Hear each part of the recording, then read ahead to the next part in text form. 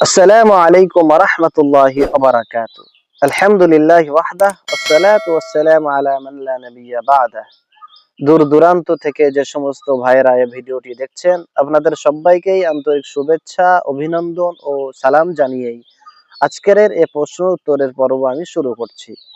আমার একজন ভাই জিজ্ঞাসা করেছেন, রমজান মাসে রোজায় থাকা অবস্থাতে অক্সিজেন গ্রহণ করা যাবে কিনা?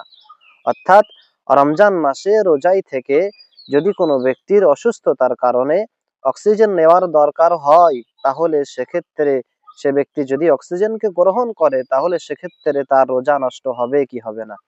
তো এ বিষয়ে সেই ভাইয়ের প্রশ্নের উত্তর হিসাবে আমি বলবো, আমাদেরকে দেখতে হবে যদি কোনো ব্যক্তি অসুস্থতার কারণে একজিমা কিংবা হাঁপানি রোগের কারণে তাকে অক্সিজেন গ্রহণ করতে হয়, তাহলে এখানে লক্ষণীয় বিষয় হচ্ছে সেই ব্যক্তি কেবলমাত্র যদি খালিস অক্সিজেনকে গ্রহণ করে তাহলে সেক্ষেত্রে তার রোজা নষ্ট হবে না।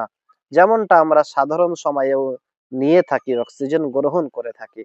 আর যদি সেই রোগের কারণে সেই অক্সিজেনের সঙ্গে সে যদি কোনো রকম মেডিসিন কিংবা কোনো রকম ঔষধকে মিক্স করে সে ব্যক্তি যদি অক্সিজেনকে গ্রহণ করে তাহলে সেক্ষেত্রে সেই ব্যক্তির রোজা নষ্ট হয়ে যাবে।